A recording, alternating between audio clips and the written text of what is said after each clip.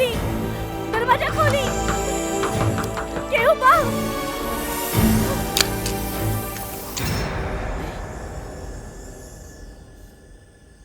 दरवाजा के खुल्लस। हाँ?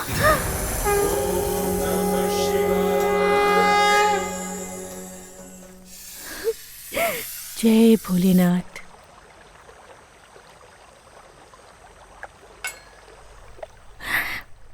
जय भोलेनाथ।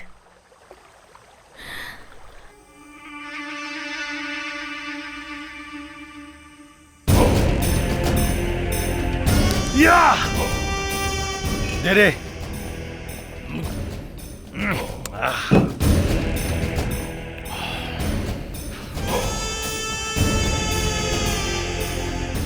आज का डील बड़े मस्त भइल बा। शराब कबाब शबाब मिल जाई तब मजा आ जाए। अरे गंगा, लागत हुआ हम पे भगवान बहुत मेहरबान हुआ।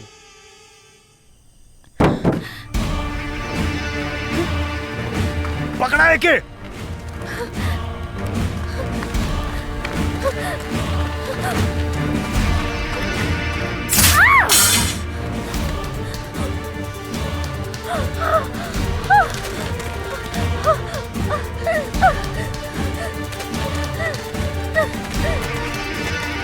तू हर जा, तू हर जा, तू हर देख।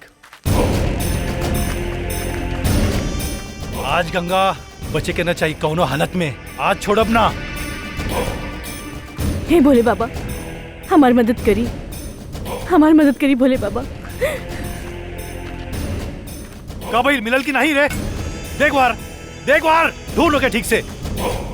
आज कौनो भी हाल में गंगा बच्चे के ना चाहिए। ढूंढा, सब ढूंढा। अरे का भाई रे? अरे का भाई लेके रे? अरे सब देखा का भाई रे के रे?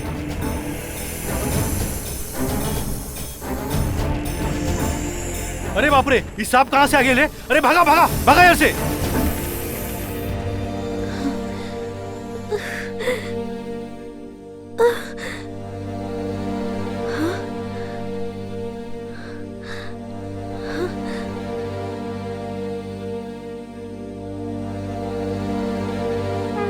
हे भगवान।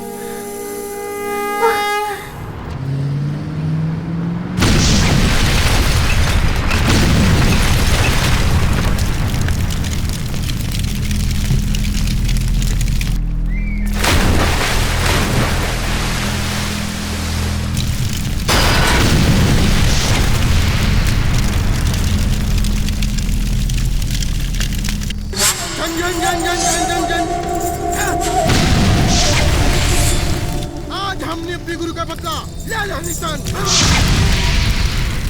खत्म हो गई वो इच्छाधारी की समूचा परिवार। सब कुछ स्वाहा।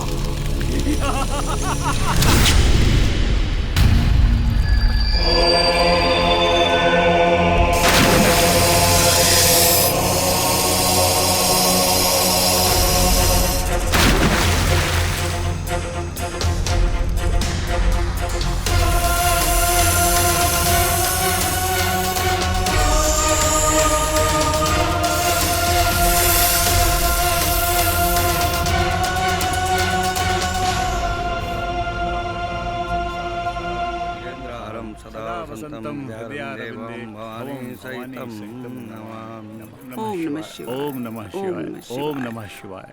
ले पंडित जी। जी अब रहुआ सबे जाई सरो पाप हरणी माँ गंगा मैया के दर्शन कर ली। जी पंडित जी। आवा आवा तनी संभाल के चल।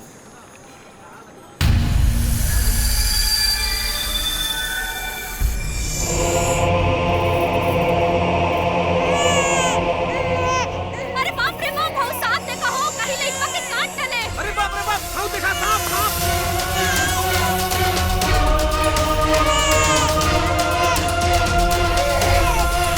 हाँ देखिए जी, कितना बड़ा सांप। कहीं लइका के काट डाले। ये लोग खड़े होकर तमाशा देखा जा रहे। देखी ना जी। हाँ केकर बच्चा है भाई? अरे बाबू बोलत काहे नहीं के? मलकिन हमनी में से तो केहू के ना बा। अच्छा? पता ना के घाट पे छोड़ गई हा। अरे अरे भाई केहू औरत काहे नहीं खे? ए जी हाँ? एकरा के अकेले छोड़ के कैसे अरे जा ना ना जाई? बिल्कुल ना छोड़े के बाद। अब छोड़ला के का जरूरत बा? जेकर नाथ भोलेनाथ हुआ नाथ कैसे हुई? जी जी जी जी पंडित जी। राम सहाय जी, भोलेनाथ के कृपा आज रउआ के ऊपर हो गई। और पूजा के फल है आज शंकर के दरबार में रउआ के शंकर के प्राप्ति हो गई। हे भोले बाबा, पाथर पर दूब जामा सुन ले रनी, लेकिन आज देखो लेनी। आज के बाद हमके केहू बांझ न कही। अब ये हमार लाल है, ये हमार लाल है। शंकर, आजकल में तोहर केचुल छूटे वाला बा और ऐसन वक्त में बहुत बेचैनी होला। तू अपन ख्याल रखिया और हाँ, माई बाबूजी के पता ना चले के चाहिए। नहीं, एक बार दिखा देनी, दोबारा ना दिखाए ना दिखाए भाई। सपेरा रुका रुका। अरे बच्चा बालन सन, दिखा दे खेलन करा के। अच्छा, जितना पैसा लागे हम दे। अच्छा, दिखाओ थे। देखा बच्चा लोग।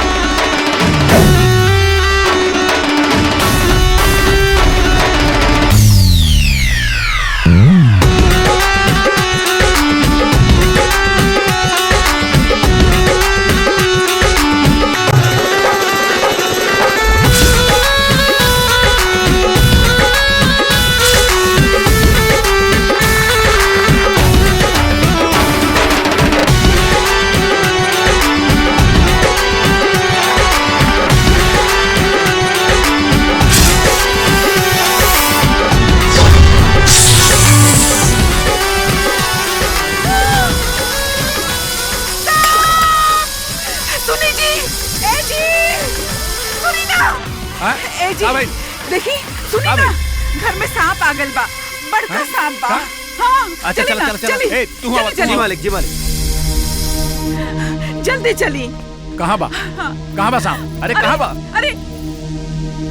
अरे यही तो रहल जहाँ हमार बेटा सुतल रहल। अरे लेकिन यही गइल तो रहल, कहाँ? पता नहीं कहाँ चल गइल। ए सपेरा जी। हाँ मालिक। देखा ना कहाँ गइल सांप? देखा था नहीं मालिक। अरे नीचे उस पर देखा ना कहीं? हाँ देखा देखा। हाँ देखा। हाउ देखी मालिक। केचुल छोड़ ले बा मालिक। का सांप हेजे होखी। अब अहिए बिन बजा के सामने लिया होता नहीं मालिक। 2 को रुपया कमाए खातिर निर्दोष जानवरन के लेकर के दुआरी दुआरी घूम के उनन का तमाशा बनावेला सा तो निके लाज ना लगेला का रे?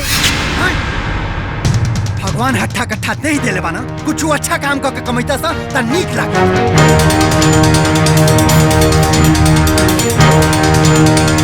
एगो बात है, इंसान के जैसे भगवान जीव जानवर के भी एगो दुनिया बनोले बा और कोनो के हक नहीं खे कि जानवरन के दुनिया जानवरन के आजादी छीन सके। अब चल भाग यहाँ से। बेटा शांत हो जा बेटा। बेटा तू तो यहाँ सुतल रहला, कब बाहर चल गईला? ओ माई हमारा कपार में बहुत दर्द होत रहला, यही से छत पर गइल लानी। अच्छा ठीक है।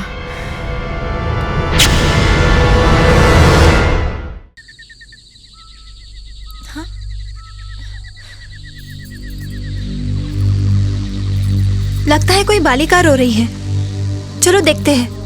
नहीं नगीना, हमारे पास समय बहुत कम है। अगर चंद्रग्रहण लग गया तो हम लोग नागलोक वापस नहीं जा पाएंगे। शिवानी! शिवानी!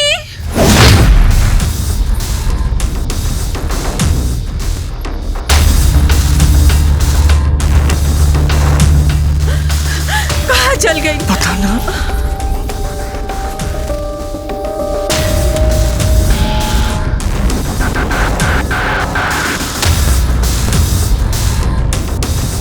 शिवानी! ये बेटा! शिवानी!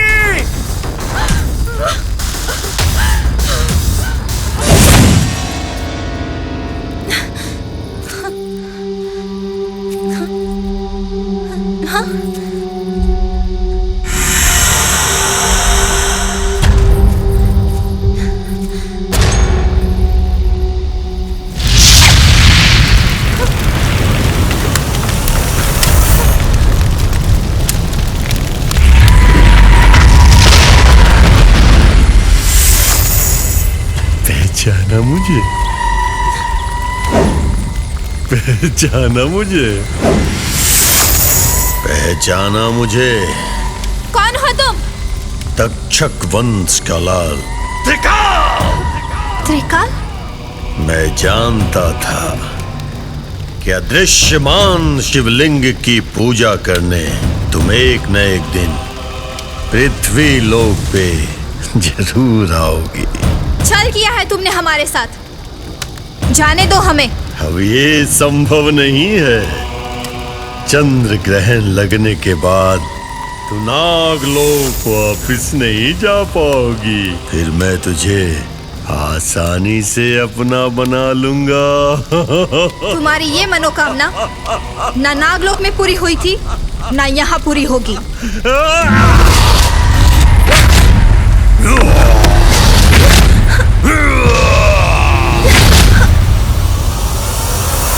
कहाँ रह गई नगीना? चंद्र ग्रहण लगने वाला है, चलो हम चलते हैं। ओम नमः शिवाय।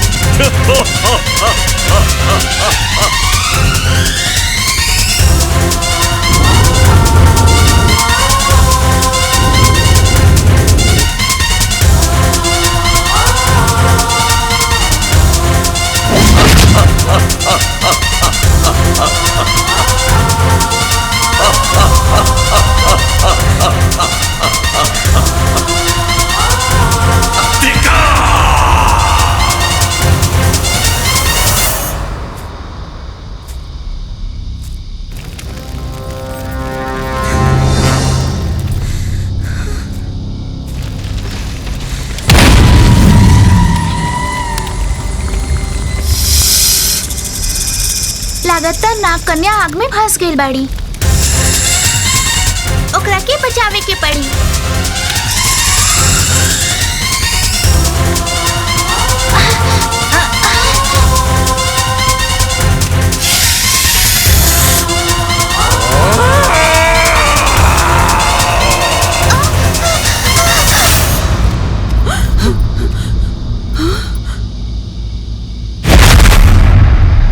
शिवानी!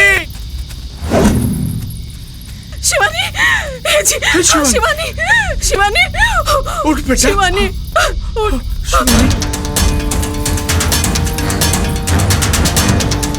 हमारे बेटे आगे कहाँ हो गए? हमारे बेटा।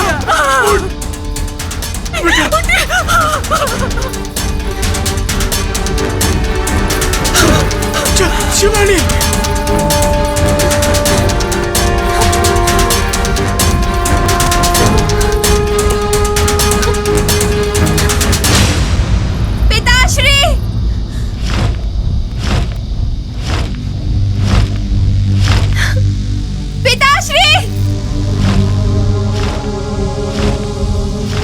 पिताश्री, त्रिकाल के मायाजाल में फंस जाने के कारण हम विलंब हो गए।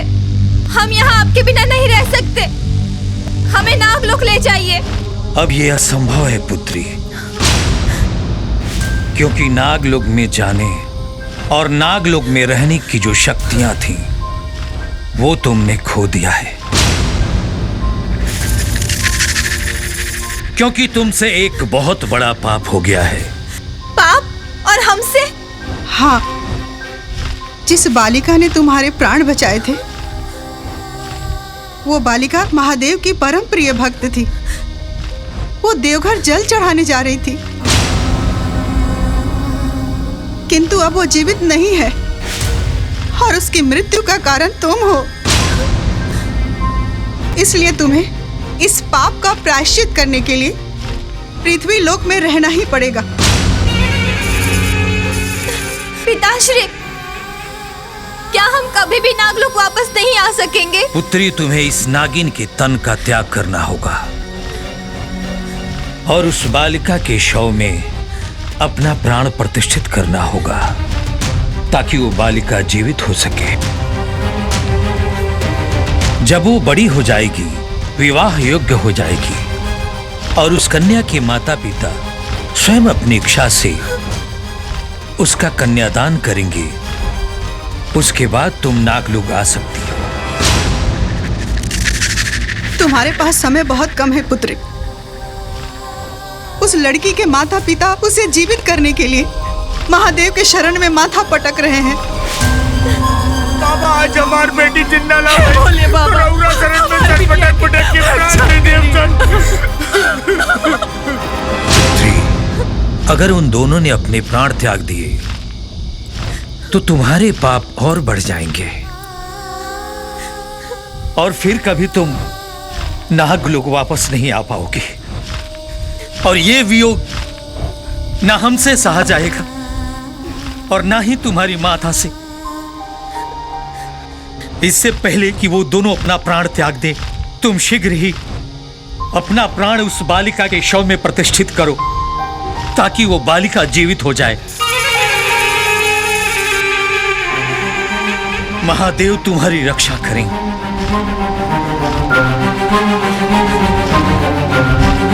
पिताश्री, माताश्री,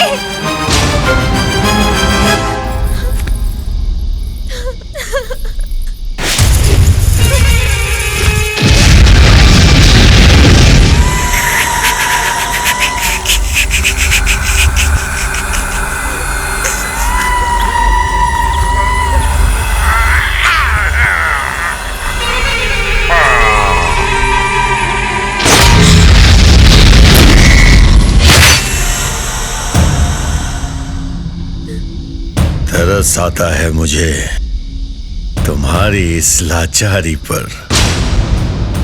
दर दर भटकता रहा हूं मैं, अब तो मुझे मिली है तो मेरी यात्रा पूरी हो गई। तेरे इसी रूप और यौवन को मैं पाना चाहता था। मैं तुझे प्राण त्यागने नहीं दूंगा।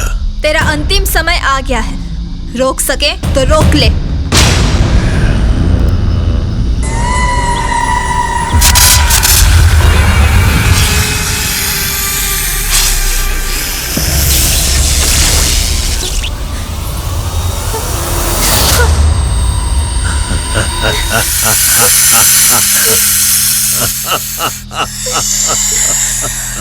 हे महाकाल, महादेव, हे प्राणनाथ, नागदेव हमारी रक्षा करिए।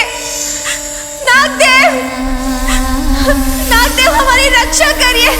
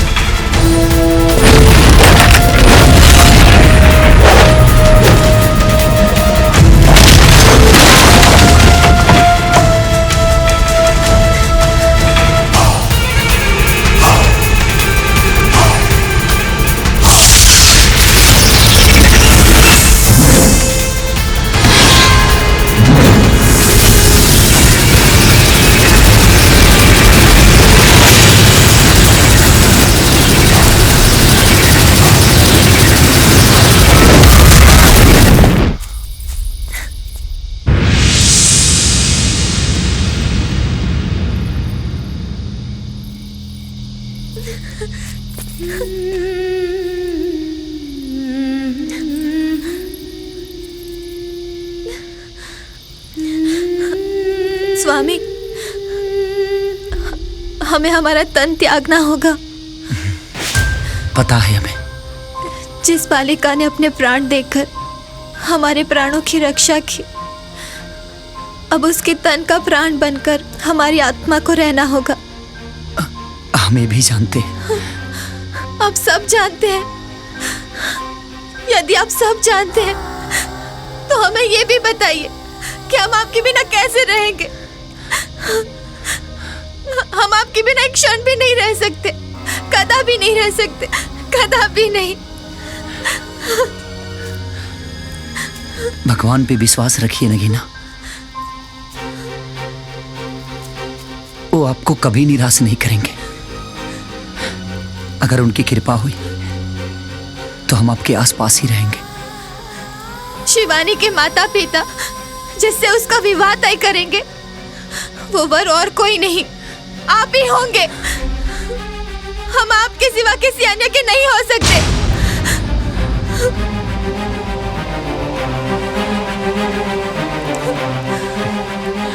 अब आगे क्या होगा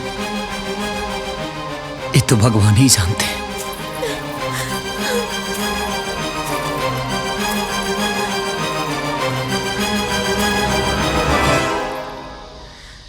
आपकी आंखों से आंसू छलक आए, इसका मतलब हमें कठिन परीक्षा देनी होगी।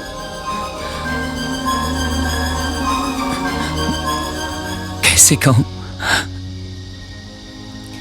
अब आप और विलंब ना करें। हम भोलेनाथ से विनती करेंगे कि जब शिवानी बड़ी हो तो उसे हमारा रंग रूप मिले,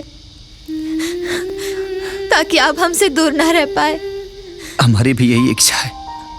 आपकी यही इच्छा हमारी प्रार्थना बनेगी। अब हम निश्चिंत हैं स्वामी। हम आपकी बाहों में अपने प्राण त्याग करना चाहते हैं।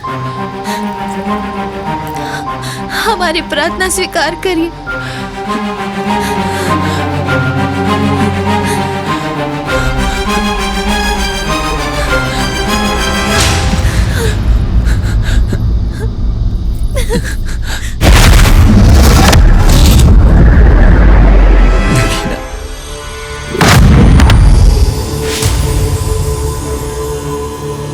माई, बड़ा मुश्किल बाब जीना।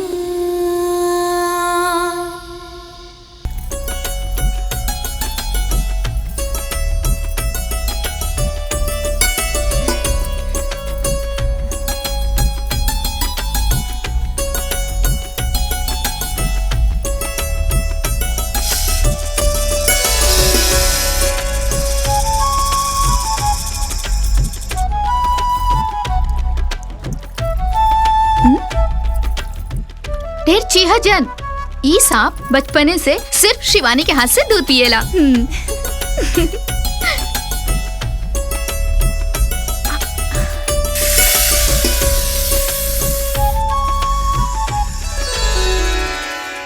आपन पसंदीदा फिल्म देखे खातिर डाउनलोड करी दंगल प्ले ऐप।